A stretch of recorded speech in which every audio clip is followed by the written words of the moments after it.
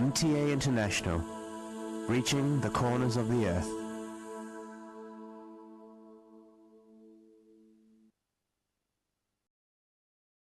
اس وقت ہم سیدنا حضرت امیر المومنین خلیفۃ المسیح رابع ایدہ اللہ تعالی بنصر العزیز کا ایک تاریخی خطبہ جمعہ آپ کی خدمت میں پیش کر رہے ہیں۔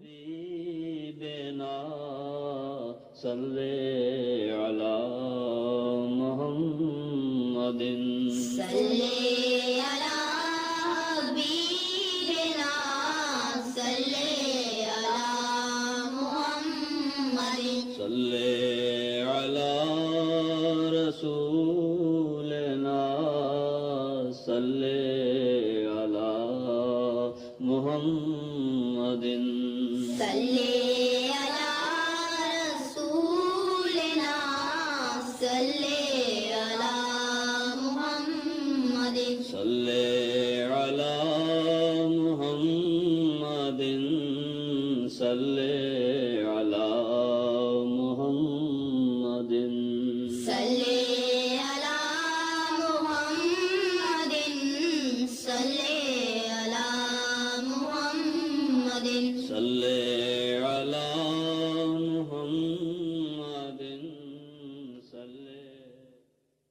meeting place.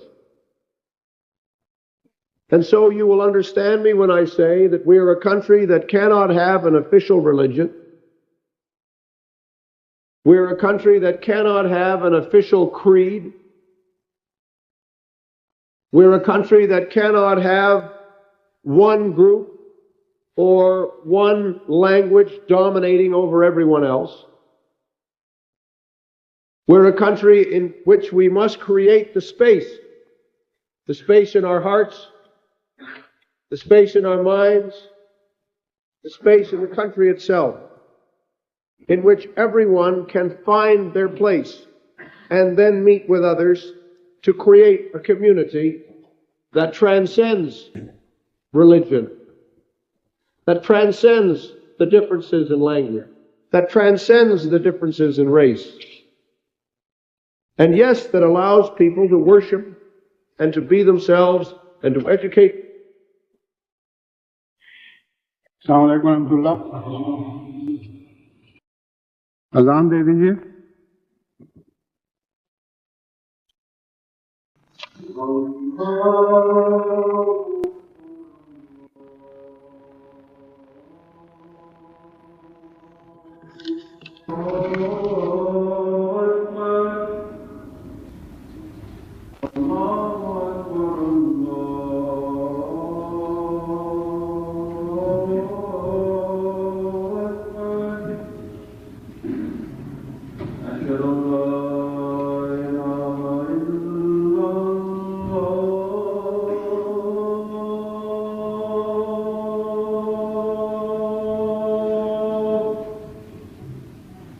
أشهد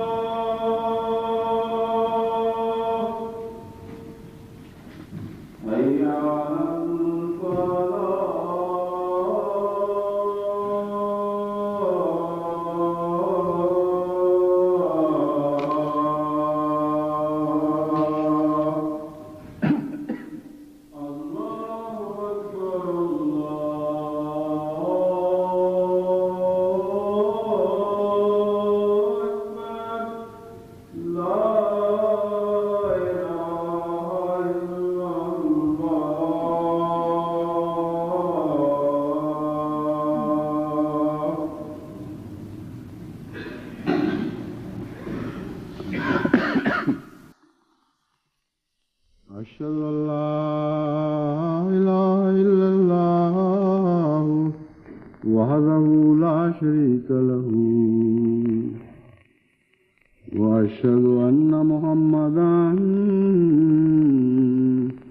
عبده ورسوله أما بعد فأعوذ بالله من الشيطان الرجيم بسم الله الرحمن الرحيم الحمد لله رب العالمين الرحمن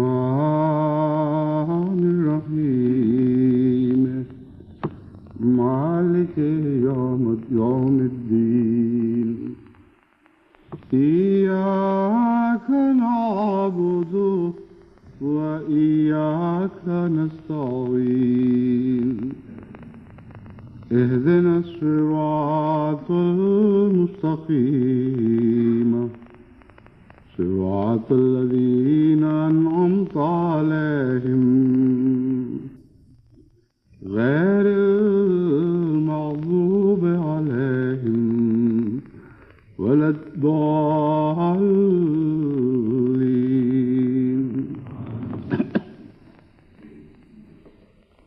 وأن المساجد لله فلا تدعوا مع الله أحدا.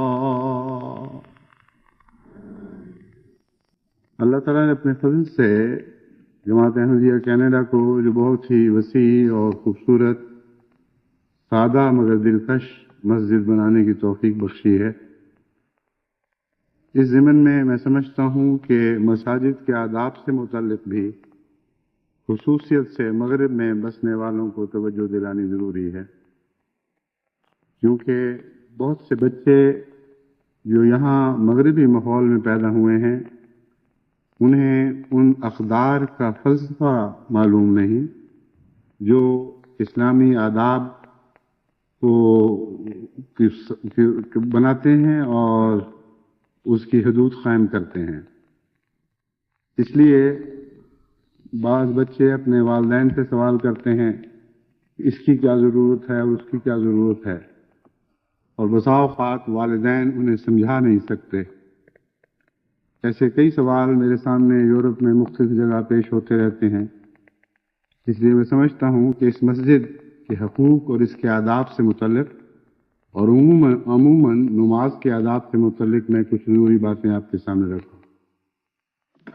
ابھی یہاں آنے سے پہلے کراچی سے ایک دوست کا خط ملا جس میں انہوں نے شکایت کی کہ عام طور پر ننگے سر مسجد میں جانے کا رواج رافع آ گیا ہے اور نئی نسل کے بچے عام طور پر اس امر سے بے پرواہ ہیں کہ مسجد میں سر ڈھانپ کر جانا چاہیے، ٹوپی پہن کر جانا چاہیے.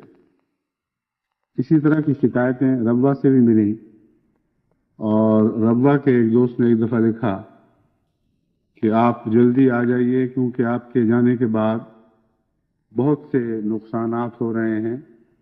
ان میں ایک یہ ہے کہ وہ اسلامی آداب اور اخلاق جن کے متعلق پہلے بہت پابندی کی جاتی تھی اب ان کا روب اٹھتا جا رہا ہے اور لوگ بے پرواہ ہو گئے ہیں. اس خط کے نتیجے میں مجھے خیال آیا کہ سب سے پہلے تو بنیادی حقیقت کی طرف متوجہ کرنا ضروری ہے. ایک انسان کہاں تک دنیا میں ہر جگہ موجود رہ سکتا ہے؟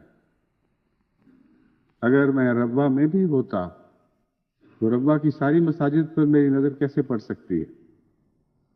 جس مسجد میں میں نماز پڑھاتا تھا اس مسجد میں عام طور پر حاضری دوسری مساجد سے بہتر ہوتی تھی، مگر ربوہ کا غالباً 100واں حصہ آبادی ہوگی، یہ شاید اس سے بھی کم، جو اس مسجد سے استفادہ کرتی تھی.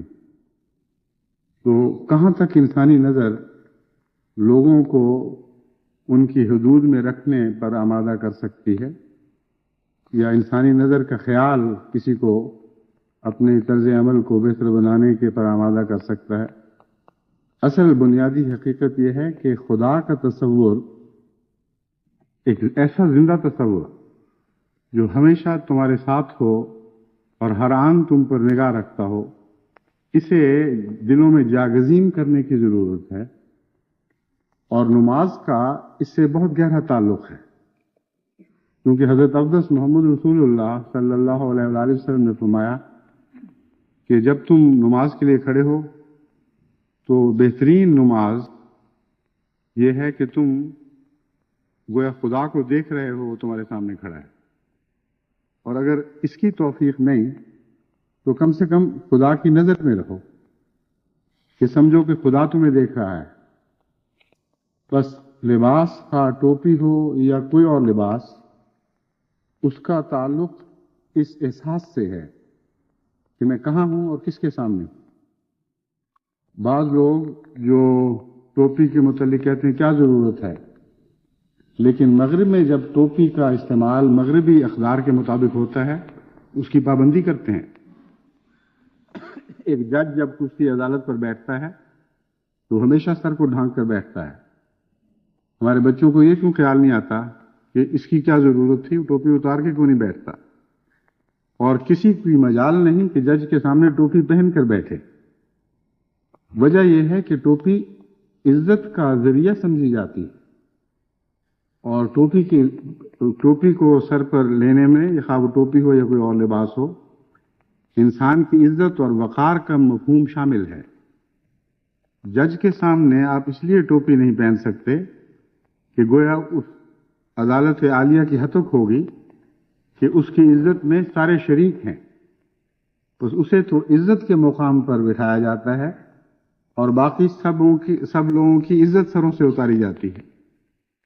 لیکن بنیادی فلسفہ وہی ہے کہ ٹوپی کا عزت سے تعلق ہے۔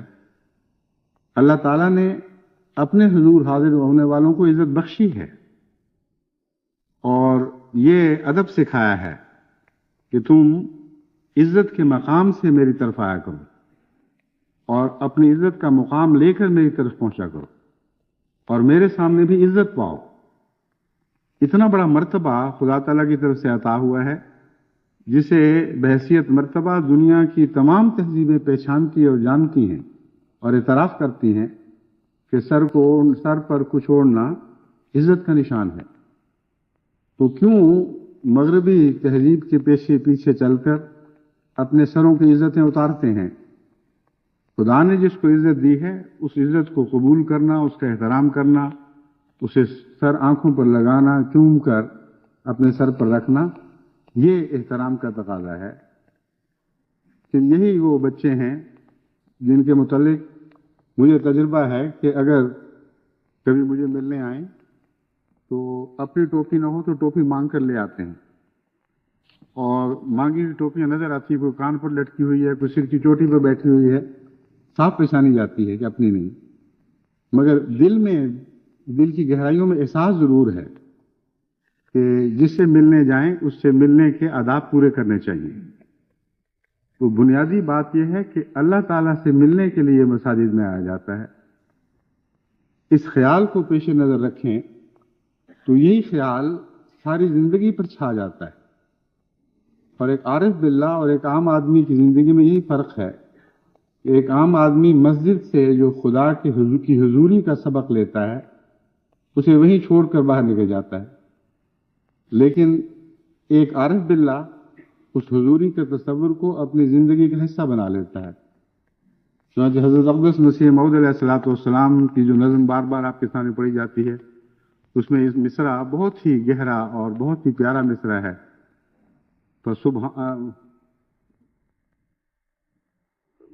فسبحان من یرانی، جو اس کے بعد ہر مصرع کے بعد پہ آتا ہے، فسبحان من یرانی، پاک ہے وہ ذات جو مجھے دیکھ رہی ہے۔ اس دیکھنے کا مضمون بہت وسیع ہے۔ پہلا حصہ یہ ہے، اسی لیے میں نے اسے گہرا کہا ہے، پہلا حصہ یہ ہے کہ یہ احساس کہ میں خدا کی نظر میں ہوں، یہ احساس انسان کو ہر قسم کے گناہوں سے بچانے کی کوشش کرتا ہے۔ کوئی دنیا کا مجرم اگر یہ معلوم کر لے کہ میں لازماً قانون کی نظر میں آ رہا ہوں تو شاید ہی کوئی پاگل ہو جو جرم کرے گا، ورنہ جب تک قانون کی آنکھ اسے دیکھتی ہے وہ جرم سے باز رہتا ہے۔ لیکن جیسا کہ میں نے بیان کیا ہے، انسان کیا اور انسان کی آنکھ کیا، میری بھی اس حیثیت سے کوئی ایسا، مجھے بھی اس حیثیت سے کوئی ایسا مقام نہیں ہے کہ میری وجہ سے لوگ بعض اخلاق کو اختیار کریں اور بعض بد اخلاقیوں سے بچیں۔ اصل روح کو ہمیشہ قائم رکھنا ضروری ہے، اور وہ صرف یہ ہے کہ اللہ کی حضوری کا خیال دل میں پیدا کریں، اور اگر مسجد میں پیدا نہیں ہوگا تو مسجد سے باہر بھی پیدا نہیں ہوگا۔ عارف باللہ مسجد میں حضوری کے تصور کے ساتھ بہت سے فوائد حاصل کرتا ہے۔ اس کی نماز میں زندگی پیدا ہو جاتی ہے، اس کی نماز اسے بہت سے سبق دیتی ہے، اور بالآخر اس کی نماز میں ایسی لذت پیدا ہو جاتی ہے کہ وہ شخص جس سے یہ تجربہ نہ ہو وہ تصور بھی نہیں کر سکتا کہ نماز میں بھی کوئی لذت ہے۔ عام طور پر نمازی جو نماز باقاعدگی سے پڑھتے ہیں وہ نیکی کی ایک منزل تو بہرحال طے کر لیتے ہیں، تو انہیں احساس ہے کہ اللہ تعالیٰ نے جو فرمایا ہے اس کا احترام کیا جائے، اور جو فرض عائد فرمایا ہے اسے میں پورا کروں۔ لیکن وہاں نماز ختم نہیں ہوتی، وہاں سے نماز شروع ہوتی ہے۔ نماز کو سمجھنا، اس کے ساتھ گہرا ذاتی تعلق قائم کرنا، اس سے فوائد اٹھانا، تمام تر حضوری کے تصور پر منحصر ہے۔ جب یہ تصور آپ کے ذہن سے اترا، وہیں نماز کھوکھلی ہونی شروع ہو جائے گی، وہیں لگے گا جیسے نماز میں بجلی کی رو دوڑنی بند ہو گئی ہے، اور جس طرح ڈسپلے کے لفظ پھیکے پڑ جاتے ہیں اس طرح نماز میں آپ کے الفاظ بھی پھیکے پڑ جائیں گے، آپ کا دماغ ان کو سمجھ بھی نہیں سکے گا کہ آپ کیا کہہ رہے ہیں۔ بس حضوری کا تصور بہت ہی اہم ہے، آپ کو جرائم سے بچاتا ہے، آپ کو صحیح آداب سکھاتا ہے، آپ کو زندگی کا فلسفہ سمجھاتا ہے، اور پھر یہی تصور ایک اور رنگ میں تبدیل ہو کر آپ کے لیے ایک اور جنت پیدا کر دیتا ہے۔ دوسرا مفہوم میں یارانی کا یہ ہے کہ مجھے پیار کی نظر سے دیکھ رہا ہے۔ تیسرا مفہوم اس کا یہ ہے کہ میری حفاظت فرما رہا ہے۔ جہاں میں جاتا ہوں میں نہیں جانتا کہ کون شریر اور کون مفسد ایسا ہے جو بد ارادے سے مجھ پر حملہ کرنا چاہتا ہے، مگر میں ہمیشہ خدا کی نظر کی حصار میں چل رہا ہوں۔ خدا کی نظر کے حصار کو کون توڑ سکتا ہے؟ بس سبحانہ من یرانی میں یہ سارے مفاہیم داخل ہیں، اور بھی۔ جب آپ اس شعر میں ڈوب کر اس کو پڑھیں یا اس میں ڈوب کر کسی اچھی آواز میں اس کو سنیں تو اچھی آواز نئے مطالب حاصل کرنے میں مدد کرتی ہے۔ اسی لیے رہا سے اچھی آواز سے پڑھنا ضروری ہے۔ قرآن کریم کو بھی اسی لیے حضرت صلی اللہ علیہ وآلہ وسلم نے فرمایا کہ ترنم کے ساتھ پڑھا کرو اور سوز کے ساتھ پڑھا کرو۔ ہے تو خدا کا کلام، لیکن خدا کے کلام کے پڑھنے میں بھی فرق ہے۔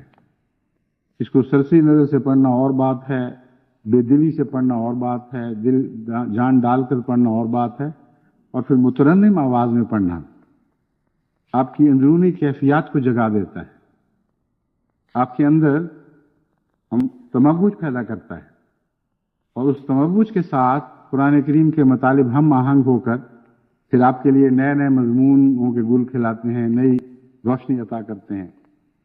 تو نماز کا بھی یہی حال ہے۔ نماز کو اگر دل ڈال کر پڑھیں گے تو نماز میں بھی یہی کیفیت ہوگی۔ حضرت مسیح موعود علیہ السلام کے کلام کو اگر ترنم سے پڑھیں گے تو وہاں بھی یہی کیفیت ہوگی۔ حضرت مسلم موعود جب نماز پڑھاتے تھے تو آپ کی آواز میں ترنم بھی تھا اور سوز بھی تھا، اور پڑھنے والا جو آپ کے پیچھے نماز پڑھا کرتا تھا اسے صرف ظاہری روحانی لذت حاصل نہیں ہوتی تھی، بلکہ نئے نئے مطالب اور عرفان اب کو عطا ہوتے تھے۔ چنانچہ ایک دفعہ ایک غیر مباح دوست جو لاہوری جماعت کے بڑے پختہ رکن تھے، جب حضور لاہور تشریف لے گئے شیخ بشیر احمد صاحب مرحوم کے گھر ٹھہرے ہوئے تھے، وہی نمازیں پڑھایا کرتے تھے۔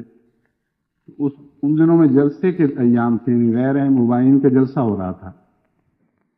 وہ دن کو تو جلسہ وہاں پڑھا کرتے تھے اور وہیں کھانا وانا کھایا کرتے تھے، مغرب اور عشاء کی نماز اور صبح کی نماز میں ضرور شیخ بشیر احمد صاحب کے گھر پہنچا کرتے تھے۔ ان سے کسی نے پوچھا کہ آپ یہ کیا حرکت کر رہے ہیں؟ جلسہ وہاں سنتے ہیں، کھانا وہاں کھاتے ہیں اور نمازیں پڑھنے وہاں دوسری جگہ چلے جاتے ہیں۔ انہوں نے کہا سچی بات یہ ہے کہ کھانے کا مزہ لاہوریوں کے، نماز کا بڑا مزہ ان کے ہاں ہے۔ کہتے جو نماز کا مزہ مجھے میاں صاحب فریض المسیح ثانی کو میاں صاحب کہتے تھے کہ میاں صاحب کے پیچھے وہ اس کا کوئی عشر عشیق بھی وہاں نہیں ملتا۔ تو نماز کا مزہ حقیقت میں عرفان سے حاصل ہوتا ہے اور اسے ترنم اس کی مدد کرتا ہے۔ چنانچہ نماز میں جو بعض نمازیں اونچی آواز سے پڑھائی جاتی ہیں ان میں یہ بھی ایک فلسفہ ہے۔ اللہ اکبر کہنے میں بھی ترنم ہوتا ہے، ویسے تو ہر نماز میں کچھ ترنم کا حصہ پایا جاتا ہے، لیکن 3 نمازیں ایسی ہیں جن میں ترنم کا اختیار کرنا ضروری ہے۔ بس حضرت مسیح موعود علیہ السلام کے کلام کی بات ہو رہی تھی، وہاں جب آپ ایک آدمی کو اچھی آواز سے کلام پڑھتے ہوئے سنتے ہیں تو محض کانوں تک مزہ نہ رہنے دیا کریں، اسے دل میں اتارا کریں، اسے دماغ میں رچایا بسایا کریں، پھر اللہ تعالیٰ کے فضل سے نئے نئے مضمون آپ کے دل سے، آپ کے دماغ سے خود بخود پھوٹیں گے۔ بس میرانی کا مطلب یہ ہے کہ اللہ وہ جسے میں دیکھتا ہوں تو پھر وہ مجھے دیکھتا ہے، اور میں ہمیشہ اس خیال میں رہتا ہوں کہ مجھ سے کوئی حرکت ایسی نہ ہو جو خدا کے ادب کے خلاف ہو، اور اس کے نتیجے میں میں خدا کا پیار پاتا ہوں، اس کی حفاظت میں آ جاتا ہوں، اور مجھے یقین ہے کہ جہاں بھی میں جاتا ہوں وہاں خدا کی نظر مجھ پر پیار سے بھی پڑ رہی ہے اور حفاظت کے لیے بھی پڑ رہی ہے۔ بس یہ وہ دیکھنے کا تصور ہے جسے نماز کے ساتھ گہرا تعلق ہے۔ جیسا کہ میں نے بیان کیا، حضرت اقدس محمد رسول اللہ صلی اللہ علیہ وآلہ وسلم نے نماز پڑھنے کا یہ راز سمجھایا، اس کے ساتھ تمام آداب وابستہ ہیں۔ تفصیل سے میں ساری باتیں بیان کر سکوں یا نہ کر سکوں، لیکن یہ حقیقت ہے کہ یہ ایک مرکزی تصور ہے جو ادب کی جان ہے، اس کے گرد ہر چیز گھوم رہی ہے۔ ایک شخص نماز میں ایک پاؤں پر زیادہ بوجھ ڈالتا ہے، ایک پاؤں ڈھیلا رکھتا ہے، ایک پاؤں سخت رکھتا ہے، ایک پاؤں ڈھیلا کر دیتا ہے، یہ یوں کہنا چاہیے ایک گھٹنا اکڑا کے رکھتا ہے اور ایک گھٹنا ڈھیلا کر دیتا ہے۔ یہ کھڑے ہونے کی طرز ایسی ہے جس میں بے پرواہی پائی جاتی ہے۔ اگر کسی افسر کے سامنے کو جائے تو اس طرح کھڑا نہیں ہو سکتا۔ کوئی سپاہی اپنے افسر کے سامنے اس طرح کھڑا ہو تو شاید اس کا کورٹ مارشل ہو جائے۔ نماز میں جب آپ بعض بچوں کو یا بڑوں کو اس طرح دیکھتے ہیں تو صاف مطلب ہے کہ ان کو خدا کی حضوری کا تصور نہیں ہے۔ چنانچہ آن حضرت صلی اللہ علیہ وآلہ وسلم نے جو تفصیلی تعلیم دی ہے اس کا تمام تر اس حضوری سے تعلق ہے۔ آپ فرماتے ہیں ایک ٹانگ پر نہ کھڑے ہو بوجھ ڈال کر، سیدھے کھڑے ہو، اور رشدی جیسے بدبخت ان باتوں پر اعتراض کرتے ہیں کہ یہ کیسا مذہب ہے، چھوٹی چھوٹی تفصیل میں جاتا ہے۔ حالانکہ جب تک یہ آداب سکھائے نہ جائیں، آج بھی دنیا کی متمدن قومیں ان آداب کو خود نہیں سیکھ سکتی۔ جو ادب حضرت اقدس محمد رسول اللہ صلی اللہ علیہ وآلہ وسلم نے ہمیں 1400 سال پہلے بتایا اور سکھایا، جن قوموں کو وہ نہیں سکھایا گیا وہ آج بھی اسی طرح جاہل ہے۔ تہذیب ترقی کرتی ہے بہت آہستہ رفتار سے، لیکن الہام دماغوں کو اور دلوں کو اور طرز زندگی کو مان روشنی بخشتا ہے، اور اس روشنی سے استفادہ کرنا پھر قوموں کا کام ہے۔ وہ اگر باہوش ہوں گی اور زندہ رہنے کی صلاحیت رکھیں گی تو اس روشنی میں چلیں گی، اور جب بھی اندھیروں میں آئیں واپس اسی روشنی میں لانا ضروری ہے، ورنہ قومیں زندہ نہیں رہ سکتی۔ بس یہ چھوٹی چھوٹی باتیں جنہیں بعض لوگ چھوٹی باتیں سمجھتے ہیں، ایک بہت ہی گہرے مرکزی خیال سے پیدا ہوتی ہیں، اور وہ خیال بہت اہم ہے۔ وہ صرف نماز ہی پر نہیں، زندگی کے ہر شعبے پر حاوی ہے۔ خدا کی حضوری کے تصور کے بغیر کوئی مذہبی قوم زندہ نہیں ہو سکتی، زندہ رہ نہیں سکتی، لوگوں کو زندگی بخش نہیں سکتی۔ بس سر پر جب کہا جاتا ہے کہ ٹوپی پہنو تو اس وجہ سے کہا جاتا ہے کہ تمہیں یہ خیال رہے کہ تم کسی معزز بزرگ ہستی کے حضور حاضر ہو رہے ہو، اور ٹوپی ایک ایسا عزت کا نشان ہے جو تمہیں ہدیتاً عطا ہوا ہے۔ خدا کا کرم ہے اور احسان ہے کہ اس نے اپنے دربار میں آنے پر تمہیں عزت بخشی ہے۔ باقی تمام مسائل اسی سے تعلق رکھتے ہیں، اب آپ ان کی تفصیل سنیں اور ان کو جوڑتے چلے جائیں۔ ہر بات کی تان نہیں ٹوٹے گی کہ خدا کی حضوری کا تصور ہے۔ لوگ مسجد میں بیٹھے باتیں شروع کر دیتے ہیں، نماز کا انتظار ہو رہا ہے اور آپس میں حضرت صلی اللہ علیہ وسلم نے منع فرمایا۔ وجہ یہ ہے کہ آپ نے فرمایا کہ مسجد کا انتظار بھی عبادت کا حصہ ہے، اور قرآن کریم کی جو آیت میں نے پڑھی تھی اس میں یہی مضمون بیان فرمایا گیا ہے، وَأَنَّ الْمَسَاجِدَ لِلَّهِ، مساجد اللہ کے لیے ہیں، فَلَا تَدْعُوا مَعَ اللَّهِ أَحَدًا، خدا کے سوا اور کسی کو نہ پکارو۔ بس جب آپ مسجد میں داخل ہوتے ہیں تو خدا کی حضوری میں نماز سے پہلے بھی داخل ہو چکے ہوتے ہیں، اور خدا کی حضوری کا تصور آپ کی سکنات اور حرکات پر اثر انداز ہونا چاہیے، ورنہ وہ تصور ہے ہی نہیں۔ بس وہاں آپ کو خاموشی اور ادب سے بیٹھنا چاہیے اور پھر اللہ تعالیٰ کا ذکر کرنا چاہیے۔ بس حضرت صلی اللہ علیہ وآلہ وسلم اگرچہ ہمیشہ ذکر میں رہتے تھے، مگر مسلمانوں کو ذکر کی تعلیم ہمیشہ یا بسا اوقات مسجد کے حوالے سے دی ہے۔ جب مسجد میں آؤ تو ذکر کیا کرو، اللہ تعالیٰ کو بہت کثرت سے یاد کیا کرو۔ وہاں بیہودہ حرکتیں کرنا، دوڑنا پھرنا، ایسی مجالس لگانا جن کا مساجد سے کوئی تعلق نہیں، وہ سب منع ہے۔ دینی مجالس کا قیام حضرت صلی اللہ علیہ وآلہ وسلم سے ثابت ہے، لیکن آپ نے مسجد میں شعروں کی مجالس منعقد کرنے کی سے منع فرمایا۔ بعض دفعہ لوگ بے احتیاطی میں دینی مشاعرہ کر کے مسجد میں مشاعرہ کر لیتے ہیں، لیکن مشاعرہ ہی ہے، اور جب حضرت صلی اللہ علیہ وآلہ وسلم نے منع فرمایا ہے تو وہاں یہ تفریق نہیں کی کہ دینی مشاعرہ نہ کیا جائے، بلکہ فرمایا مسجد کو شعروں کی مجالس کے لیے استعمال نہ کرو۔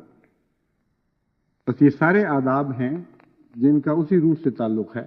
اللہ تعالیٰ کے ذکر کی خاطر مساجد قائم کی گئی ہیں، اللہ تعالیٰ کے ذکر کی کو مسجد میں بلند کرنا چاہیے۔ پھر بسا اوقات یہ دیکھا گیا ہے کہ صفیں سیدھی نہیں ہوتی اور بیچ میں فاصلے ہیں، یہ بھی ایک بے پرواہی کی علامت ہے۔ خدا تعالیٰ کے حضور صف بندی سے حاضر ہونے کا حکم ہے، جس کا مطلب یہ ہے کہ نظم و ضبط ہو، پتہ ہو کہ ایک ایسے عظیم وجود کے حضور حاضر ہوئے ہیں جس کے سامنے نظم و ضبط کی بھی ضرورت ہے، یہ بھی اس کی وجود کی حضوری کا تقاضا ہے۔ جیسا کہ میں نے بیان کیا، سپاہی اگر لائن میں کھڑے ہوں اور آپس میں فاصلے ہوں، لائن ٹیڑھی ہو، تو ایسے سپاہی تو کبھی کسی فوج میں قبول نہیں ہو سکتے۔ لیکن اللہ تعالیٰ نے جو آپ کو سپاہی بنایا ہے، یہ روحانی سپاہی ہے، دنیاوی سپاہی نہیں۔ لیکن عملاً روحانی سپاہی بننے کے لیے بھی کم و بیش ویسے ہی اخلاق اختیار کرنے کی ضرورت ہوتی ہے، یا آداب جو دنیاوی سپاہی بننے کے لیے ہوتی ہے۔ چنانچہ خدا تعالیٰ قرآن کریم میں مسلمانوں کا نقشہ کھینچتے ہوئے فرماتا ہے، صفاً کأنہم بنیان مرصوص، یہ صف بندی سے میرے حضور حاضر رہتے ہیں، گویا کہ ایک سیسا پلائی ہوئی دیوار ہے۔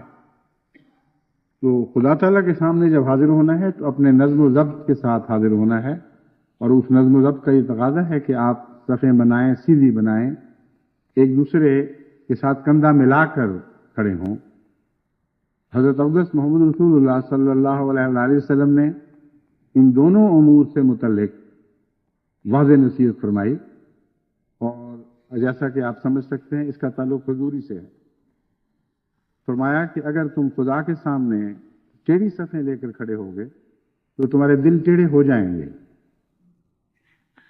دلوں کے ٹیڑھے ہونے کا اس ٹیڑھی صف سے کیا تعلق ہے؟ اس پر اگر آپ غور کریں تو معلوم ہوگا کہ دلوں میں اگر کجی ہوگی تو آپ ٹیڑھی صف بنا کے کھڑے ہوں گے۔ دلوں کی کجی بے پرواہی اور بے ادبی کی کجی ہے، اور قرآن کریم میں جو اللہ تعالیٰ فرماتا ہے فی قلوبہم مرض فزادہم اللہ مرضا، بس حضرت صلی اللہ علیہ وآلہ وسلم نے یہی نقشہ کھینچا ہے۔ یہ نہیں کہ خدا تعالیٰ باہر سے جبرن دلوں کو ٹیڑھا کرے گا، مراد یہ ہے کہ تمہارا ٹیڑھی صفیں بنانا دل کی کسی کجی کی علامت ہے، اور جیسا کہ خدا کا قانون ہے تمہاری کلی جو چھپی ہوئی کجیاں ہیں اگر ان کو تم سیدھا نہیں کرو گے تو وہ ان کو نمایاں کر کے بڑھا کر تمہارے سامنے لے آئے گا۔ بس صف بندی اور سیدھی صف بنانا خدا تعالیٰ کی حضوری کی عظمت کے تقاضوں میں داخل ہے۔ اسی طرح حضرت صلی اللہ علیہ وآلہ وسلم نے فرمایا کہ آپس میں کندھے ملا کر کھڑے ہو، ورنہ بیچ میں شیطان آ جائے گا۔ وہ شیطان کیا ہے اس پر آپ غور کریں تو کئی قسم کے شیطان ہیں جو آ جاتے ہیں۔ اول تو یہ کہ خلا پیدا ہو جائے قوم میں تو قوم کمزور ہو جاتی، اور جب آپس میں دوری بڑھے تو فتنہ پرداز ایسے موقع پر مسافر پھونکتے ہیں اور بھائیوں کو بھائیوں سے جدا کرتے ہیں۔ بس نماز میں اکٹھے ہو جانا اور ایک اخوت کی ایسی مثال قائم کرنا کہ جس میں درمیان میں کوئی بھی رخنہ نہ ہو، کوئی بھی فاصلے بیچ میں نہ ہو، اس کا بھی بالآخر دلوں سے تعلق ہے، اور اول میں بھی دل سے ہی تعلق ہے۔ جب انسان کسی دوست سے ملتا ہے تو گلے کیوں ملتا ہے؟ اس لیے کہ اس کے بدن کے ساتھ اپنا بدن لگانا چاہتا ہے، اپنے فاصلے کم کرنا چاہتا ہے۔ جتنا پیار ہو اتنا ہی زیادہ ایک دوسرے میں جذب ہونے کا تصور پیدا ہوتا ہے۔ جیسا کہ میں نے ایک دفعہ پہلے بھی فارسی کا شعر اسی موقع پر سنایا تھا، من تو شدم تو من شدی، من تن شدم تو جان شدی، من تو شدم تو من شدی، تا کس نگوید بعد ازی من دیگرم تو دیگری، کہ میں تن ہو جاؤں تم جان ہو جاؤ، یعنی دو وجود نہ رہیں، ایک ہی وجود بن جائیں، تم میری روح میری جان بن کر میرے دل میں سما جاؤ، تاکہ بعد میں کوئی یہ میں تو ہو جاؤں اور تم میں ہو جاؤ، تاکہ پھر کبھی کوئی یہ نہ کہہ سکے کہ میں اور ہوں اور تم اور ہو۔ تو شاعر کے تصور شاعرانہ ہی ہیں، لیکن ان کا گہری حقیقتوں سے بھی تعلق ہوتا ہے۔ شاعر عشق میں مبتلا ہو کر نفسیات کے گہرے پانیوں میں غوطے مارتا ہے، اور جتنا اچھا شاعر ہوگا وہ تبھی اچھا شاعر ہوگا کہ وہ سچائی میں ڈوب کر وہاں سے کوئی نیا موتی لے کر آتا ہے۔ تو میرا تو ہو جانا، تیرا میں ہو جانا، یہ تصور، اور یہ کہ بدن ایک ہو جائے اور ایک روح، تم روح بن کر میرے جسم میں سما جاؤ اور میں روح بن کر تمہارے جسم میں سما جاؤں، اس کا گہرا انسانی فطرت سے ایک تعلق ہے۔ بس اگر بھائی پیارا ہے، اگر مسلمان اخوہ ہیں اور آپس میں محبت ہے تو فاصلے پہ کیوں کھڑے ہوں گے؟ انہیں اکٹھے ہو کر کھڑے ہونا چاہیے۔ اور خدا کی حضوری کا اس کے ساتھ یہ تعلق ہے کہ اللہ تعالیٰ کو یہ دکھایا جائے کہ تیری خاطر جس طرح تو ایک ہے ہم بھی ایک ہو چکے ہیں، ہمارے درمیان کوئی فاصلے نہیں رہے۔ یہ بہت ہی پیارا اظہار محبت ہے جو ایک ادب میں ڈھلتا ہے، اور خدا کے حضور ایک بہت ہی حسین تصویر پیش کرتا ہے۔ اگر یہ نہ ہو تو پھر جیسا کہ میں نے بیان کیا ہے، دلوں میں فاصلے بڑھیں گے، دشمنیاں پیدا ہوں گی، اور یہی مراد شیطان کے داخل ہونے سے ہے۔ پھر تکبر کا شیطان بھی داخل ہوتا ہے۔ نماز میں اللہ تعالیٰ نے ہمیں یہ سبق دیا ہے کہ خدا کے حضور ایک دوسرے کے ساتھ اس لیے ملو کہ وہ تم سے اتنا بلند ہے کہ اس کے ہوتے ہوئے تمہارے درمیان کوئی فرق ہی نہیں رہا۔ اس مضمون کو بہت اہمیت ہے معاشرے کے اسلامی معاشرے کے قیام میں. حقیقت یہ ہے کہ اللہ تعالیٰ کے بعد جو انسانی فاصلے ہیں وہ کوئی اہمیت نہیں رکھتے. جتنی دور کوئی چیز ہو اتنا ہی نزدیک کے فاصلے بے حقیقت ہوتے جاتے ہیں. اب آپ دیکھیں کہ سمندر کے مد و جزر میں چاند تو اثر انداز ہوتا ہے لیکن سورج نہیں ہوتا. حالانکہ سورج سمندر کے اوپر بہت زیادہ اثر پیدا کر رہا ہے بنسبت چاند کے. وجہ یہ ہے کہ چاند کو وہ رفعت حاصل نہیں ہے اور چاند اتنا قریب ہے کہ اس کے مقابل پر سمندر کے اوپر کے پانی کا زمین سے فاصلہ سمندر کے نیچے کے پانی کے زمین کے فاصلے کے مقابل پر ایک ایسا فاصلہ ہے جو ایک اہمیت رکھتا ہے, ایک اکائی رکھتا ہے. بس چاند سمندر کی سطح پر اور طرح اثر دکھا رہا ہے, سمندر کی تہ میں جو پانی لگا ہوا ہے اس پر نسبتاً کمزور اثر دکھا رہا ہے اور یہ فاصلے ایک اہمیت اختیار کر جاتے ہیں. مگر سورج اتنا بلند کہ اس کے مقابل پر یہ تھوڑے سے فاصلوں کے فرق بالکل مٹ جاتے ہیں, کوئی حیثیت ہی نہیں رہتی. آپ جتنی بلندی سے نیچے دیکھیں گے اتنا ہی یہ فاصلے مٹتے ہوئے دکھائی دیں گے. تھوڑی بلندی سے دیکھیں تو انسان, موٹر, ان دونوں کے درمیان نمایاں فرق, گھوڑے اور انسان کے درمیان, درخت اور انسان کے درمیان فرق دکھائی دیتے ہیں. اونچی عمارات اور چھوٹی عمارات اور انسانوں کے قدوں کے درمیان فرق دکھائی دیتے ہیں. لیکن 30-40 ہزار کی بلندی پہ چلے جائیں اگر نظر آئے تو سب ہموار دکھائی دیں گے, کوئی فاصلہ, کوئی فرق دکھائی نہیں دے گا. یہ بھی حضوری کے ساتھ تعلق رکھنے والا مضمون ہے. اگر آپ خدا کے حضور حاضر ہو کر نماز ادا کر رہے ہیں تو آپس کے فاصلے کوئی بھی حیثیت نہیں رکھتے. رب العالیٰ کہہ رہے ہیں اس کو. اس کے بعد یہ کیسے ہو سکتا ہے کہ آپ فلاں مقام پر ہیں اور آپ کا بھائی فلاں مقام پر ہے اور آپ کا فاصلہ جو دنیا میں ہے وہ خدا کے حضور بھی اسی طرح دکھائی دینا چاہیے. اس لیے ان فاصلوں کو مٹانا ادب سے گہرا تعلق رکھتا ہے اور ورنہ تکبر کا شیطان داخل ہوگا.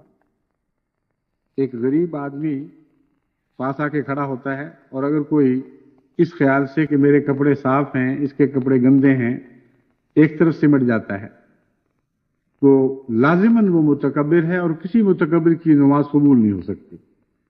وہ خدا کے سامنے ایک الگ دربار بنا رہا ہے. اگر خدا کی حضوری کا تصور ہو تو وہم و گمان میں بھی یہ بات نہیں آ سکتی. کیسے ہی گندا کوئی شخص کیوں نہ ہو, اگر وہ نماز میں ساتھ آ کر کھڑا ہو گیا ہے تو لازماً اس کے ساتھ جڑنا پڑے گا. لیکن اس کا یہ ہرگز مطلب نہیں کہ ایک آدمی گندی حالت میں بھی نماز میں جایا کرے.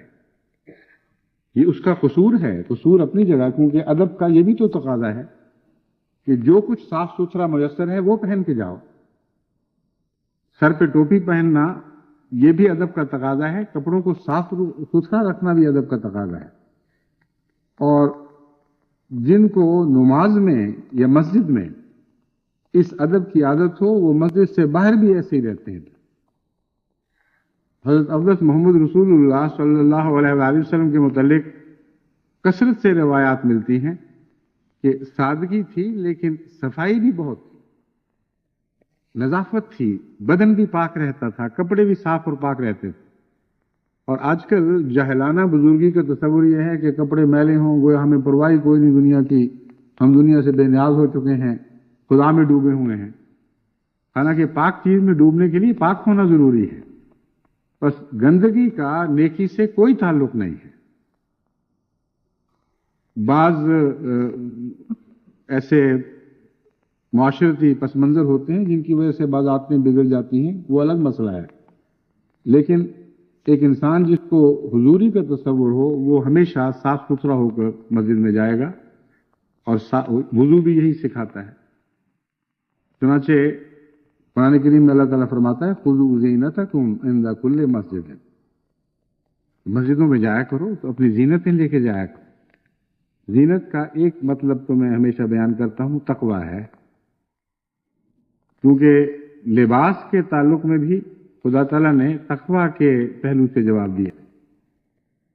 فرماتا ہے لباس التقوی ذالک خیر. لباس کے متعلق تم سوچتے ہو کون سا لباس اسلامی، کون سا غیر اسلامی، کون سا مناسب، کون سا غیر مناسب، تو ہمیشہ یاد رکھو کہ لباس التقوی ذالک خیر. تمہیں تقوی کا لباس پہننا چاہیے، جس کا مطلب یہ ہے کہ تمہارے لباس میں تقوی کے خلاف کوئی چیز نہیں ہونی چاہیے. بس ایسی زینت جو تکبر پر منتج ہو جائے.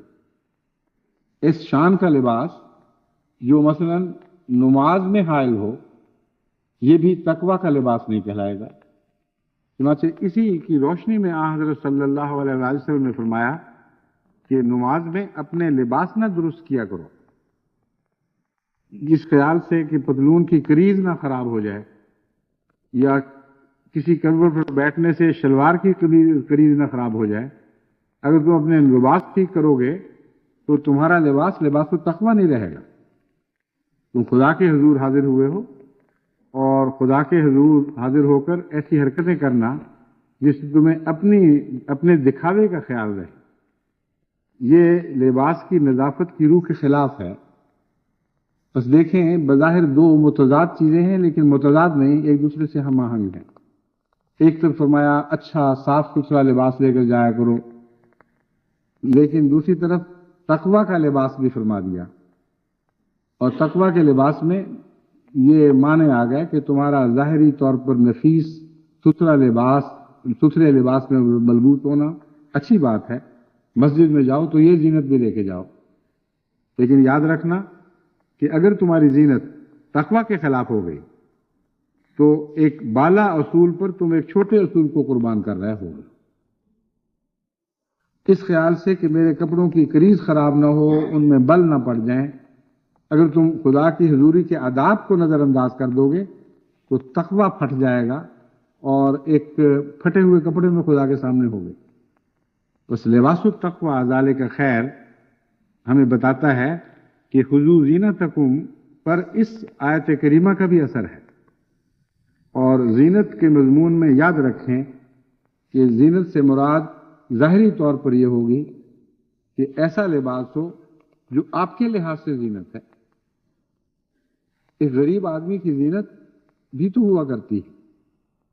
پھٹے ہوئے کپڑے بھی ہوں تو ان کو بھی وہ ٹھیک کر کے یا گھر میں بیٹھ کر سی کر یا دھو کر خود گھر میں ہی دھو کر وہ پہنتا ہے، اگر اس سے کسی بڑے آدمی کے سامنے حاضر ہونا ہو. اس پر کوئی حرف نہیں، اس کی زینت کامل ہے. چنانچہ صرف زینت نہیں فرمایا، خذوا زینتکم فرمایا ہے. جو تمہارے پاس اچھی چیز ہے وہ پہنا کرو. اور اس لحاظ سے بھی امیر اور غریب کو برابر کر دیا، دونوں کے ساتھ یکساں حسن سلوک ہے. ایک آدمی کہہ سکتا ہے میرے پاس یہی زینت ہے، میں یہی لے کے جاتا ہوں، اللہ کہے گا ٹھیک ہے تمہاری یہی زینت قبول ہے.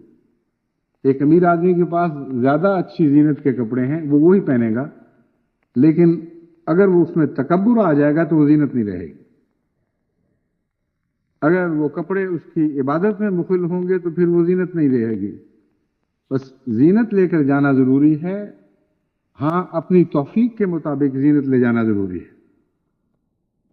کپڑوں کی باتیں ہو رہی ہیں، مجھے یاد ہے ایک دفعہ جامعہ احمدیہ میں جب ہم پڑھا کرتے تھے تو اس وقت اندازہ ہوا کہ بعض غرباء کے کیا حالت ہے، اور ان کے لیے ایک معمولی چھوٹا سا کپڑا بھی کتنی اہمیت رکھتا ہے.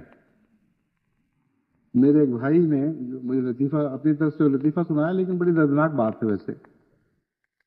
انہوں نے بتایا کہ سخت سردی میں ایک لڑکا کھڑا تھا باہر، بالکل ننگا، چھوٹا سا بچہ تھا، سر پہ ٹوپی پہنی ہوئی تھی. تو میں نے اس سے کہا کہ دیکھو اتنی سردی ہے، تم بغیر لباس کے باہر آ گئے ہو. تو ہنس کے کہتا ہے لے ٹوپی جو پائی ہوئی ہے، کہ دیکھ نہیں رہے میں ٹوپی پہنی ہوئی ہے. اب اس بیچارے کی یہی زینت تھی، اور لباس بھی وہی تھا، اور اس کو اہمیت دے رہا تھا، اس پر خدا کا شکر ادا کر رہا تھا. پوچھنے والے پر ہنس رہا تھا کہ تمہیں نظر نہیں آتا کہ میں ننگا نہیں ہوں، میرے سر پہ ٹوپی ہے. تو خذوا زینتکم عند کل مسجد نے ہمیں یہ سبق دیا کہ جو کچھ میسر ہے وہ لے کر خدا کے حضور حاضر ہوا کرو، لیکن اچھی چیز، صاف ستھری چیز لے کر جایا کرو، اور تقوی کے لباس سے تمہارے لباس کا ٹکراؤ نہ ہو. ورنہ تم ننگے ہو جاؤ گے اور تقوی کے لباس کے بغیر خواہ کچھ بھی اوڑا ہوگا تم اس کے مقابلے خدا کے سامنے گویا ننگے بدن ہوگے۔ حضرت آدم علیہ السلام کے متعلق جو پتوں سے تن ڈھانپنے کا ذکر ملتا ہے وہ یہی مضمون ہے۔ دراصل استغفار سے وہ اپنے بدن کو ڈھانپ رہے تھے۔ جاہل سمجھتے ہیں کہ ننگے ہو رہے تھے اور پتوں سے ڈھانپ رہے تھے، خدا کو پتوں کے پیچھے نظر نہیں آتا تھا۔ ایسی جاہلانہ بات اپنے دل کی جہالت حضرت آدم کی طرف منسوب کرتے ہیں، حالانکہ وہ استغفار تھا، اور اس کے جواب میں اس کوشش کے جواب میں اللہ تعالیٰ فرماتا ہے ہم نے اس سے حسن سلوک کیا، اسے معاف فرما دیا۔ تو یہ نہیں کہا کہ ہم نے اس کو پھر جوڑا دے دیا کہ اچھا یہ پہن لو کوئی بات نہیں، پتوں میں کیوں چھپتے ہو۔ تو یہ مضامین ہیں روحانی کلام کی اصطلاحوں میں، اور روحانی اصطلاحوں کو سمجھ کر ہی ان کے مضامین سمجھ آتے ہیں۔ بس جو بھی مسجد میں آئے، بچہ ہو یا بڑا ہو، اس کو صاف ستھرا لباس لے کر آنا چاہیے۔ اسی طرح میں نے ذکر کیا تھا کہ نظافت کے ساتھ نماز کا تعلق ہے۔ آپ کو یہ حکم ضرور ہے کہ خواہ کوئی برے ڈکار لے رہا ہو، خواہ وہ اچھے ڈکار لے رہا ہو یا نہ لے رہا ہو، اس سے الگ نہیں کھڑے ہونا۔ حضرت صلی اللہ علیہ وآلہ وسلم نے ایک موقع پر فرمایا کہ تم ہم پر گندے ڈکار نہ پھینکا کرو، لیکن اس کے باوجود ساتھ جڑ کر کھڑے ہونے کا حکم اپنی جگہ قائم رہا۔ تو یہ مطلب نہیں ہے کہ آپ کے اندر صفائی کا جذبہ نہ رہے، اس جذبے کے باوجود خدا کے احترام کا جذبہ اتنا غالب ہو کہ اپنی طبی نفاستوں اور نظافتوں کو بالائے طاق رکھتے ہوئے خدا کے ادب کے تقاضوں کو اپنے سر پر ہمیشہ قائم رکھیں اور انہی کے حقوق اس وقت ادا کیا کریں۔ بس خدا کی خاطر بعض دفعہ بدبو بھی سونگنی پڑتی ہے، بعض اور بیہودہ حرکتیں مسجد میں ہو جاتی ہیں، وہ بھی برداشت کرنی پڑتی ہیں، یعنی ایسی حرکتیں ہوتی ہیں کہ غصہ بھی برداشت کرنا پڑتا ہے، مگر اس کے باوجود مل جل کر بیٹھنا، جس کا حکم دیا گیا ہے ساتھ جڑ کر کھڑے ہونا، یہ ضروری ہے۔ اس ضمن میں ایک اور بات آپ کے سامنے رکھنی ضروری ہے کہ مجھے یاد ہے بعض دفعہ قادیان میں بھی اور ربوہ میں بھی لوگ اس خیال سے کہ اگر اکیلا ہو تو جماعت نہیں ہوتی، ایسا شخص جو نماز میں دیر میں آتا تھا اور اگلی صف مکمل ہو جاتی تھی، وہ آگے سے ایک آدمی کو گھسیٹ کر پیچھے کر لیتا تھا اور اپنی نماز باجماعت بنانے کی خاطر اس کو اپنے ساتھ کھڑا کرتا تھا۔ اور کئی بزرگوں کو بھی میں نے دیکھا کہ ان کو اس کی تائید حاصل تھی۔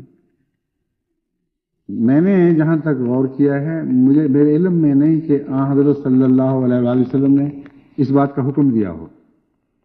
میں سمجھتا ہوں کہ یہ استنباط کیا گیا ہے، لیکن میں نے بہرحال علماء کو متوجہ کیا ہے، اور ربوہ میں تو اس وقت لوگ اور ہمارے بزرگ علماء براہ راست میری یہ بات سن رہے ہیں، وہ یہ نوٹ کر لیں کہ تلاش کریں کہ کیا واقعتاً حضرت محمد رسول اللہ صلی اللہ علیہ وآلہ وسلم نے یہ حکم دیا ہے کہ تم اپنی نماز باجماعت بنانے کی خاطر باجماعت نماز میں خلل پیدا کر دیا کرو۔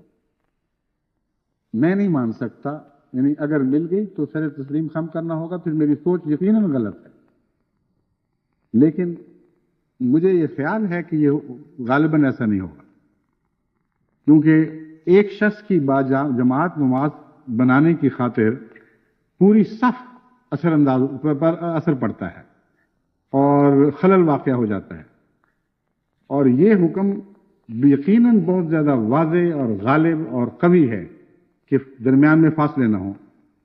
اگر آپ آگے سے کسی کو گھسیٹ کر پیچھے کرتے ہیں تو ایک فاصلہ پیدا کرتے ہیں، بس اگر دو باتوں میں تضاد دکھائی دے تو یقیناً ایک حدیث ضعیف ہوگی، سوائے اس کے کہ کوئی دلوں کو اور عقلوں کو مطمئن کرنے والا حل بھی ساتھ تجویز کیا جائے۔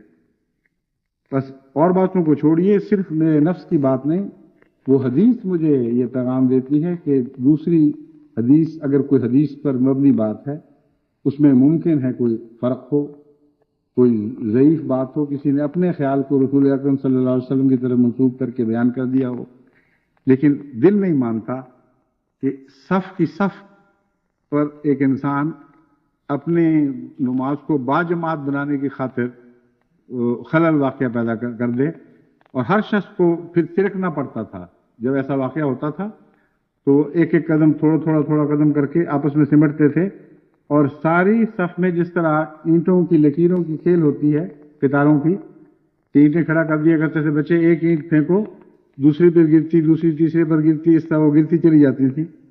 اسی طرح ساری صف متحرک ہو جاتی تھی ایک شخص کے متحرک ہونے سے۔ حالانکہ ایک اور حدیث میں حضرت اقدس محمد رسول اللہ صلی اللہ علیہ وسلم نے یہ نصیحت فرمائی کہ نمازی کے آگے سے بھی نہیں گزرنا۔ وہ اپنی جگہ کھڑا ہے اور بدن آپ کا اس سے مس نہیں کرتا، لیکن اس کے باوجود سامنے سے گزرنے کی اجازت نہیں۔ بعض حدیثوں میں تو یہاں تک آیا ہے کہ اگر اتنے دن بھی کھڑا ہونا پڑے، یعنی اس بات کی اہمیت کو واضح کرنے کی خاطر فرمایا کہ اگر اتنے دن بھی کھڑا ہونا پڑے تب بھی تم نے آگے سے نہیں گزرنا۔ مراد یہ ہے کہ ایک سجدے کا جو فاصلہ ہے وہ نمازی کا اپنا حق ہے، اس کی سرزمین ہے، اس کے اور خدا کے درمیان اس زمین میں کسی کو حائل ہونے کا حق نہیں ہے۔ بہت ہی پیارا اور بڑا گہرا پرمعانی حکم ہے۔ اب ایک طرف نمازی کی توجہ اللہ تعالیٰ کی طرف قائم رکھنے کے لیے یہ ارشاد ہو، دوسری طرف ہر آنے والا جب صفوں کو مکمل دیکھے اور ساری صفوں کو میں خلل واقعہ پیدا کر دے اور توجہ کو بکھرا دے، یہ میرا دل تو نہیں مانتا، مگر میرے دل کی بات کیا ہے؟ اگر حضرت صلی اللہ علیہ وآلہ وسلم کا قطعی حکم ایسا مل جائے جو حدیثوں کے اس ظاہری تضاد کو بھی دور کر دے تو لازماً سر تسلیم خم ہوگا، لیکن جب تک یہ ثبوت نہ مل جائے میں سمجھتا ہوں اس میں احتیاط کرنی چاہیے، اور نمازی کو کسی صورت میں بھی خدا کی طرف توجہ میں کسی صورت میں بھی خلل پیدا نہیں کرنا چاہیے۔ تبھی سرگوشیاں بھی منع ہیں، اور کئی قسم کی حرکات جیسے بچے کرتے ہیں، دوڑنے پھرنے لگ گئے، کھیلنے کودنے لگ گئے مسجد میں، یہ تمام آداب مساجد کے خلاف ہیں۔ آداب مساجد کے سلسلے میں یہ بات آپ اچھی طرح یاد رکھیے کہ ہمارا سارا نظام زندگی آداب مساجد سے متاثر ہوتا ہے۔ باجماعت نماز میں جو زور ہے اس میں بہت بڑی یہ حکمت ہے، کیونکہ تمام اسلامی معاشرے اور نظم و ضبط کی تصویر ہے جو باجماعت نماز میں کھینچی جاتی ہے۔ بس آداب مساجد کے ساتھ باجماعت نماز کے بھی کچھ آداب ہیں، ان کو بھی آپ کو پیش نظر رکھنا چاہیے۔ ان میں حضرت اقدس محمد رسول اللہ صلی اللہ علیہ وآلہ وسلم نے یہ فرمایا کہ جو نمازی پیچھے کھڑے ہوں، جب امام تلاوت کر رہا ہو تو پیچھے پیچھے ایسی آواز میں وہ تلاوت نہ کیا کریں کہ جس کے نتیجے میں امام کے اوپر بھی اثر پڑتا ہو اور اس کی تلاوت اور توجہ کے خلل واقع ہوتا ہو۔ چنانچہ اسی پر فقہا نے یہ مسئلہ بنایا ہے کہ جن نمازوں میں اونچی قرات ہے وہاں نمازیوں کو خاموشی سے سننا چاہیے، لیکن اس کے علاوہ اور بہت سے احکام ہیں جن کا اجتماعی زندگی سے تعلق ہے، اجتماعیت سے تعلق ہے۔ مثلا اگر نماز میں امام غلطی کرتا ہے تو نمازی کا یہ کام نہیں ہے کہ اس غلطی کی اصلاح خود کر لے اپنی نماز میں۔ بہت ہی اہم اور گہرا حکم ہے۔ امام کی اطاعت کا ایک بہت ہی گہرا اور قوموں کو زندہ رکھنے والا راز اس میں بیان فرمایا گیا ہے۔ امام خدا کے حضور حاضر ہے، تمہارا لیڈر بنایا گیا ہے، اس کے پیچھے تم نے چلنا ہے۔ وہ خدا کے ادب کے تقاضے پورے کر رہا ہے اور اس سے کوئی بشری غلطی ہو جاتی ہے، اگر کوئی انسان اس بشری غلطی پر اس سے اپنا تعلق توڑ لیتا ہے تو امام سے ہی نہیں خدا سے تعلق توڑتا ہے، کیونکہ جس کو امام بنا لیا جائے وہ خدا کے حضور تمہاری نمائندگی کر رہا ہے۔ اس لیے بظاہر یہ عجیب بات ہے کہ غلطی کا پتہ ہے پھر بھی کر رہے ہیں، لیکن یہی حکم ہے، اور اتنا واضح ہے کہ تمام عالم اسلام میں فقہی اختلافات کے باوجود اس بارے میں ایک ذرہ بھی کوئی اختلاف نہیں پائے گا۔ سنی شیعہ سارے اس بات پر متفق ہیں کہ اگر امام سے غلطی ہو جائے اور امام غلطی درست نہ کرے تو تمام مقتدیوں کا کام ہے کہ بلا چون و چرا اس کی غلطی میں اس کی مطابقت کریں۔ اس موقع پر اس کو کیا کہنا چاہیے، کس طرح کہنا چاہیے، اس کے متعلق فرمایا سبحان اللہ پڑھو۔ اب یہ سبحان اللہ پڑھنا خود بہت ہی ایک گہرا اور عارفانہ حکم ہے، جس پر غور کریں تو طبیعت اشش کر اٹھتی ہے۔ سبحان اللہ کا مطلب ہے صرف اللہ غلطی سے پاک ہے۔ ایک طرف امام کو یہ پیغام مل گیا کہ اس سے کوئی غلطی ہو گئی ہے، یہ بتایا گیا کہ ہم تمہاری غلطی تو سمجھ گئے ہیں لیکن تمہیں نیچی نظر سے نہیں دیکھ رہے، تمہیں ہم کسی لحاظ سے بھی تخفیف کی نظر سے نہیں دیکھ رہے۔ ہمیں یہ تربیت دی گئی ہے کہ صرف خدا ہے جو غلطی سے پاک ہے۔ بس کتنے ادب اور احترام کے ساتھ ایک غلطی کرنے والے امام کی غلطی کی طرف اسے متوجہ فرمایا گیا۔ اور دوسرا پیغام سبحان اللہ خود انسان کو اس انسان کو دیتا ہے جس نے غلطی پکڑی ہے، اور اس میں دو پیغام ہیں۔ ایک یہ کہ تم سمجھتے ہو کہ اس نے غلطی کی ہے، ہو سکتا ہے تم غلط ہو، اس احتمال کو نظر انداز نہ کرنا، کیونکہ صرف اللہ غلطی سے پاک ہے۔ چنانچہ مجھے یاد ہے میں بھی بعض دفعہ نماز میں بھولتا ہوں تو بعض مجھ سے زیادہ بھولنے والے مجھے غلط یاد کرا دیتے ہیں، اور اس جگہ سبحان اللہ کہتے ہیں جہاں سبحان اللہ تو ہے ہی لیکن میں نے کوئی غلطی نہیں کی ہوتی، پھر بعد میں ان کو سمجھاتا ہوں۔ تو دیکھیں سبحان اللہ کیسا پیارا کلام ہے، کیسا پیارا انداز ہے غلطی کی اصلاح کا، کہ انسان پڑھنے والے کو بھی یہ پیغام اس سبحان اللہ سے پیغام ملتا ہے کہ تم اصرار نہ کرنا کہ تم ضرور درست، تم سے بھی غلطی ہو سکتی ہے۔ اور دوسرا پیغام یہ ہے کہ تم بھی تو غلطی کے پتلے ہو، اگر اس سے ہوگی تو کیا فرق پڑتا ہے، یعنی سچ مچ کی غلطی ہو تب بھی ان کے ساری کا پیغام ہے۔ اور پہلی بات کا ثبوت یہ ہے کہ ہو سکتا ہے تم غلط ہو، کہ جب امام درستی نہ کرے تو اس وقت الگ ہونے کا حکم نہیں ہے، ایسے شخص کا فرض ہے کہ بغیر مزید شور مچائے وہ اس کی مطابقت کرے۔ چنانچہ نماز میں جو بعض دفعہ عجیب سی حرکتیں ہوتی ہیں ان کی اصلاح کے لیے میں یہ تفصیل بیان کر رہا ہوں۔ کسی امام سے غلطی ہوئی ہے، ایک شاہد سبحان اللہ کہی جاتے ہیں، صرف اشارہ کافی ہے، وہ بھی نرم زبان میں، جو قریب ہے پہلے اس کا فرض ہے، اور اگر اس سے دور کے آدمی نے غلطی پکڑی ہے تو وہاں سے کہے سبحان اللہ، لیکن تشدد کے معنوں میں نہیں، جیسے چوٹ مار کے کوئی کہتا ہے سبحان اللہ، عزت کے ساتھ انکسار کے ساتھ اپنے مقام کو پہچانتے ہوئے اسے یاد کرائے کہ آپ سے کوئی غلطی ہو گئی ہے۔ اگر غلطی ہو جائے تو پھر بعد میں کیا ہونا ہے، اس سلسلے میں ایک مجھ سے سوال کیا گیا تھا لندن میں، ایک بچی نے سوال کیا تھا، میں سمجھتا ہوں اس کا جواب بھی آپ کو دینا چاہیے، آپ کے سامنے بھی آنا چاہیے۔ انہوں نے کہا کہ ایک امام سے غلطی ہو جاتی ہے، وہ سجدہ صاحب کرے گا، اس میں دو باتیں ہیں کہ اس کا سجدہ صاحب میں کچھ لوگ تو ہیں جو شروع میں اس کے ساتھ شامل تھے، وہ تو سجدہ صاحب میں شامل ہو جائیں گے، جو بعد میں آئے اور انہوں نے اپنی نماز جاری رکھی ہے ان کے لیے کیا حکم ہے؟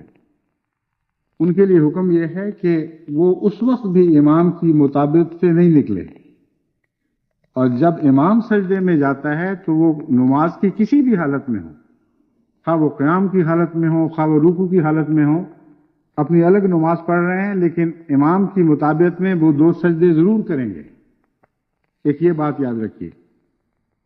دوسرے یہ کہ اگر مقتدی کی، انہوں نے کہا مقتدی سے کوئی غلطی ہو جائے، مثلا میں نماز پڑھ رہی ہوں آپ کے پیچھے، مجھ سے کوئی غلطی ہو جائے تو میں اپنے دو سجدے کروں گی، اس کا جواب ہے ہرگز نہیں۔ تمہاری غلطیاں امام کے تابع خدا کی حفاظت میں آ جاتی ہیں۔ جب جماعت کے طور پر نماز پڑھ رہے ہو تو جماعت کا حکم لگے گا وہاں اور انفرادیت غائب ہو جاتی ہے۔ ہاں، امام کے نماز سے فارغ ہو جانے کے بعد جو باقی رکعتیں ہیں ان میں اگر کوئی غلطی ہے تو اس میں سجدہ صاف کرنا چاہیے، کیونکہ وہ ایسی نماز ہے جو ایک لحاظ سے امام کے تابع ہے اور ایک حصہ اس کا امام کے بعد شروع ہوتا ہے۔ بس جہاں اس حصے پر امام اثر انداز ہوگا وہاں مقتدی ضرور اثر انداز ہوگا، یعنی سجدہ صاحب وہ کرتا ہے تو آپ کو بھی کرنا پڑے گا۔ لیکن جس حصے پر امام اثر انداز نہیں ہو رہا اور آپ غلطی کر رہے ہیں وہاں آپ کو اس غلطی کا سجدہ صاحب الگ کرنا چاہیے۔ عورتوں کے لیے یہ حکم ہے کہ وہ سبحان اللہ نہیں کہیں گی بلکہ تالی بجائیں گی۔ میں اس سلسلے میں پہلے کئی دفعہ بتا چکا ہوں، اس میں حکمت یہ ہے کہ عبادت میں خلل واقع نہ ہو، خدا کی حضوری کے درمیان کوئی چیز حائل نہ ہو جائے۔ بس عورتوں سے جو پردہ کا حکم ہے یا عورتوں کے لیے اور مردوں کے لیے نمازوں میں جو علیحدگی کا حکم ہے اس پر بھی حضوری اثر انداز ہوتی ہے۔ اگر خدا کے حضور حاضر ہو رہے ہیں تو کوئی دنیاوی رشتے اور دنیاوی کششیں اس خدا کے حضور حاضر ہونے کے احترام میں دخل انداز نہیں ہونی چاہیے۔ اگر ایک عورت آپ کے ساتھ کھڑی ہے، یعنی عموماً نمازوں میں ایک طرف عورت کھڑی ہے دوسری طرف مرد ساتھ کھڑا ہے، تو عورتوں کے اپنے انداز ہیں، ان میں کششوں کی بھی مختلف کیفیتیں ہیں۔ بالکل بعید نہیں کہ وہ لوگ جن کے نفسوں میں کمزوریاں پائی جاتی ہیں، ہر انسان ایک جیسا نہیں ہوتا، آزمائش میں مبتلا ہو جائے اور اس ساتھ کھڑی ہوئی عورت کا احساس اس کی عبادت میں مخل ہو اور وہ خدا تعالیٰ کی حضوری کے تصور چھوڑ کر اس عورت کی حضوری کے تصور میں نماز شروع کر رہا ہو، نماز پڑھتا چلا جائے۔ بس اس لیے عورت کو جب آواز دیتی ہے تو اس کی آواز میں بھی ایک خاص کشش ہوتی ہے اور پہچانی بھی جاتی ہے بعض دفعہ کہ کون ہے۔ بس اس لیے تالی کی آواز تو ایک ایسی آواز ہے جس میں کوئی انفرادیت نہیں، ہر تالی تالی ہے، بس صرف یہ پتہ لگ جائے امام کو کہ کچھ ہوا ہے اور وہ سوچے اور پھر اس کے نتیجے میں جو باقی احکامات ہیں وہ جاری ہوں گے۔ حضرت صلی اللہ علیہ وآلہ وسلم نے ہر موقع کے لیے بڑی تفصیلی نصیحتیں فرمائی ہیں اور ان نصیحتوں پر عمل کرنے سے ہماری عبادتیں سج جائیں گی، ان میں خلا نہیں رہیں گے، ان میں خدا تعالیٰ کے تصور کی اہمیت دن بدن نمایاں ہوتی چلی جائے گی اور تصور ہماری زندگیوں پر غالب آتا چلا جائے گا۔ اور بعض احکامات اسی سے تعلق رکھنے والے ہیں، میں کچھ حدیثیں نقل کر کے ساتھ لایا تھا، اگر کوئی بات میری بیان کرنے سے رہ گئی ہو تو میں دیکھتا ہوں شاید اس میں ذکر مل جائے۔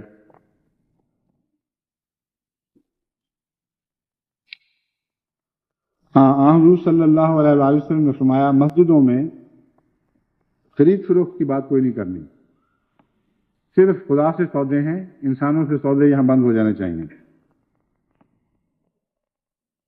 مسجد کو ہر قسم کی گندگی سے پاک اور صاف رکھنا چاہیے، اسی لیے حکم ہے کہ عورتیں احتیاط کریں جب ان کے ایام ہوں۔ یہ احتمال ہے کہ کوئی قطرہ خون کا مسجد پر لگ جائے یا کوئی گند گر جائے، تو اس لیے ان کو فرمایا گیا کہ ان دنوں میں مسجد میں نہ آئیں۔ مسجدوں کی صفائی کے متعلق اتنی اہمیت ہے کہ حضرت ابراہیم علیہ السلام اور آپ کے بیٹے حضرت اسماعیل علیہ السلام دونوں کو قرآن کریم میں دونوں کو اللہ تعالیٰ نے فرمایا اور قرآن کریم نے اس کا ذکر محفوظ فرما دیا، ان طہرا بیتیا، میرے گھر کو تم دونوں مل کر صاف رکھا کرو۔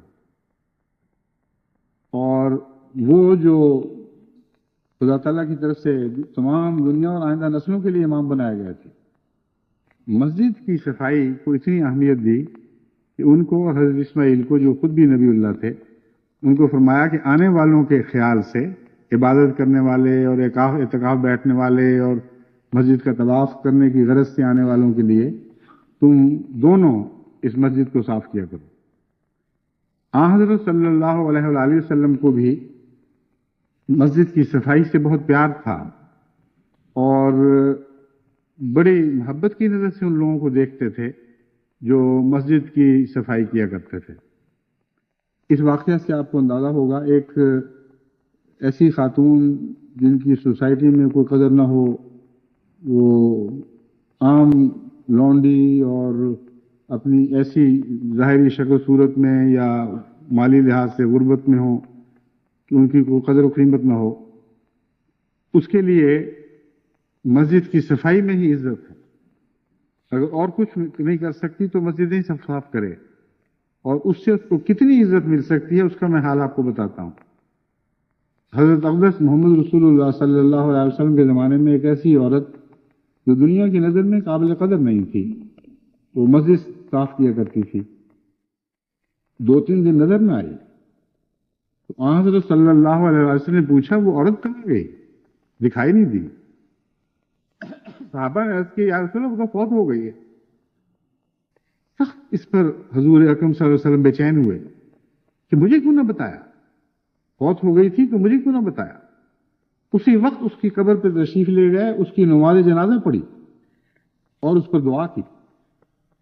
تو مسجد کی صفائی سے دیکھیں ایک عام خاتون جس کو دنیا کی نظر میں بھی کوئی مقام حاصل نہیں تھا، اتنا بلند مقام حاصل کر گئے کہ حضرت اقدس محمد رسول اللہ صلی اللہ علیہ وسلم کی نظروں میں اس نے مقام بنا لیا، اور یقیناً جس نے حضرت اقدس محمد رسول اللہ کی نظروں میں مقام بنایا ہے اس نے خدا کی نظروں میں مقام بنایا ہے۔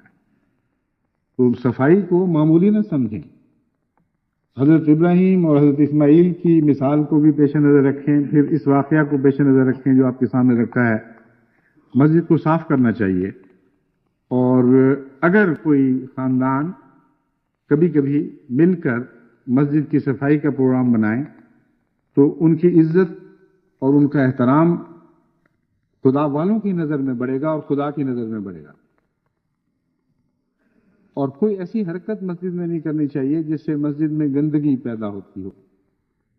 بوٹوں کو اتارنے کا جو حکم یا جوتوں کو اتارنے کا حکم ہے اس کا اسی سے تعلق ہے، لیکن یہ تو نہیں کہ جوتے گندے باہر رکھ دیے جائیں اور کپڑے اتنے غلیظ ہوں یا کوئی ایسی بیماری ہو جس سے مسجد گندی ہوتی ہو۔ مثلا بعض لوگوں کو میں نے دیکھا ہے ماتھے پر ایگزیما ہو جاتا ہے، اور بعض دفعہ ان کے چہرے پر یا ہاتھوں پر ناسور رستے ہیں۔ وہ اس بات کا ذرا خیال نہیں کرتے کہ دوسرے نمازیوں کے لیے ہی وہ تکلیف کا موجب نہیں بنیں گے، بلکہ بنیادی طور پر ان میں بیماریاں پھیلانے کا موجب بھی بنیں گے۔ یہ نفسیاتی تکلیف ہی نہیں بلکہ عملاً بیماریاں پھیلانے کا موجب بنیں گے۔ اور مسجد کو گندا کرنا اپنی ذات میں ایک گناہ ہے۔ ایسے لوگوں کا فرض ہے کہ اگر انہوں نے مسجد آنا ہے تو اپنا کپڑا لے کر آیا کریں، اپنی ایسی موٹی تہ والی جانماز ساتھ لایا کریں جس کے نتیجے میں مسجد کے فرش کے گندے ہونے کا کوئی احتمال نہ ہو۔ ایسے لوگوں کو یہ بھی تاکید ہے، جیسے کہ میں نے بیان کیا، مسجد کے سے جو سبق سیکھیں اپنی زندگی میں جاری کیا کریں کہ وہ اگر ہاتھوں میں کوئی ایسی بیماری ہے تو پھر مصافحہ نہ کیا کریں۔ میرے پاس لوگ علاج کے لیے بہت مدتیں ہو گئی آتے ہیں، اور ایسے مریضوں کو تو خاص طور پر شوق ہوتا ہے کہ پہلے مصافحہ کریں بعد میں بتائیں کہ ہمارے ہاتھ میں یہ گندی بیماری ہے۔ اور بعض دفعہ وہ پہلے اپنے زخم دکھاتے، ہاتھ لگاتے، ان کو چھیڑتے، اور پھر ایک دم السلام علیکم کہہ کے ہاتھوں کے مصافحہ کے لیے ہاتھ آگے بڑھا دیتے ہیں۔ آدمی مجبور ہوتا ہے ورنہ ان کی دل شکنی ہوگی۔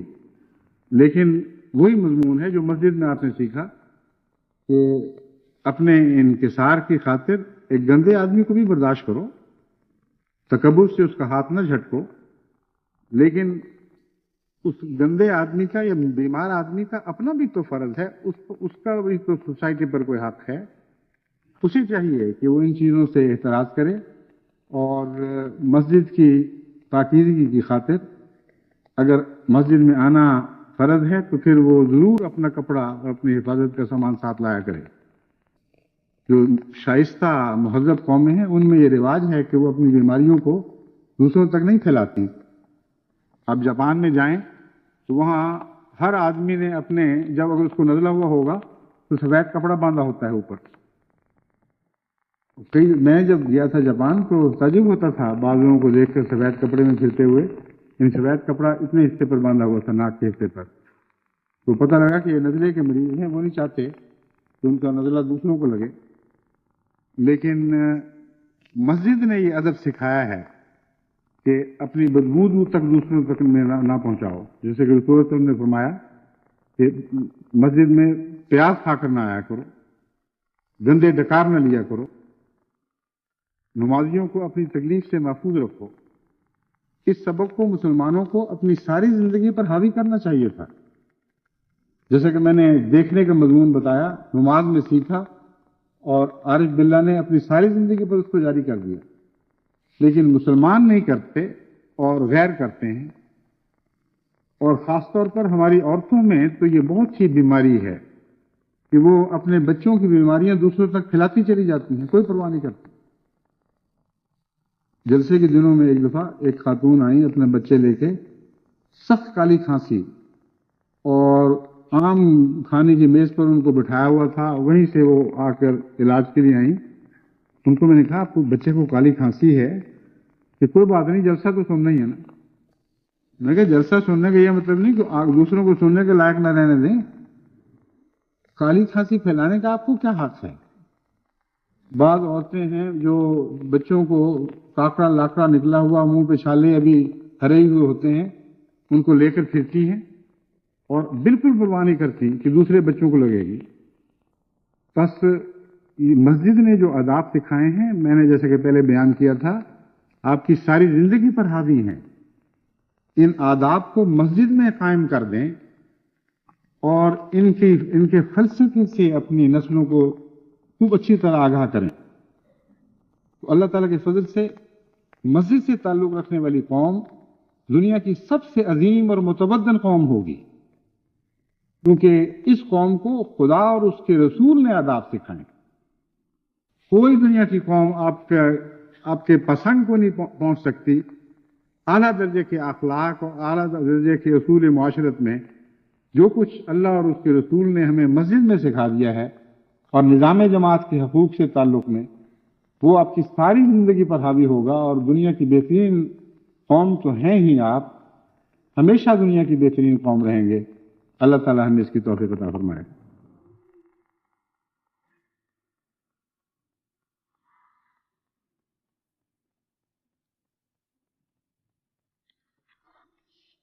الحمد لله نحمده ونستعينه ونستغفره ونؤمن به ونتوكل عليه ونعوذ بالله من شرور أنفسنا ومن سيئات أعمالنا. من يهده الله فلا مضل له ومن يضلله فلا هادي له. ونشهد أن لا إله إلا الله وحده لا شريك له ونشهد أن محمدا عبده ورسوله. عباد الله رحمكم الله،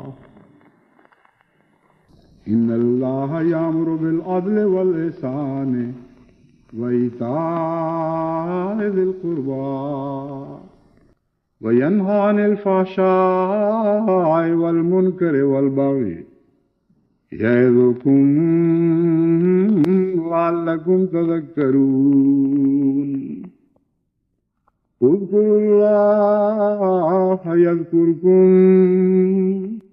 وادعوه يستجب لكم ولذكر الله أكبر. ایک منٹ بیٹھیں. انشاءاللہ آج شام کو میں یہاں سے اپنے قافلے سمیت واپسی کے سفر پر روانہ ہوں گا. خلال جماعت سے درخواست ہے کہ دعا میں یاد رکھیں. اللہ تعالیٰ کا فضل ہر حال میں ہمیشہ شامل رہے اور اللہ کی حفاظت میں ہم سب لوگ خدا کی نظر میں رہتے ہوئے واپس گھروں کو لوٹیں. سب احمدی مسافر جو اس جلسے سے واپس جائیں گے ان کے حق میں بھی دعا کریں، اللہ تعالیٰ اپنی حفاظت میں رکھے۔ جماعت احمدیہ کینیڈا کو میں السلام علیکم ورحمۃ اللہ وبرکاتہ کہتا ہوں، کیونکہ اب اس کے بعد ملاقات کا موقع نہیں مل سکے گا، اور تمام دنیا سے جو تہنیت کے پیغام آ رہے ہیں فیکسز کی شکل میں بھی اور ٹیلی فون وغیرہ کے ذریعے بھی، وہ سارے جماعت احمدیہ کینیڈا کو نہایت محبت بھرا سلام پہنچاتے ہیں، اور آپ کو خدا تعالیٰ نے جو سعادت بخشی ہے اس میں دل کی گہرائیوں سے آپ کو مبارکباد پیش کرتے ہیں۔ تو امید ہے آپ ان نیکیوں کو ہمیشہ آئندہ نسلوں تک نسل بعد نسل قائم رکھیں گے۔ تکبیر، نماز کے لیے سب بنائیے۔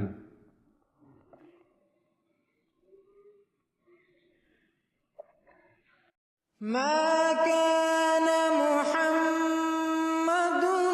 أبا أحد من رجالكم ولكن رسول الله وخاتم النبيين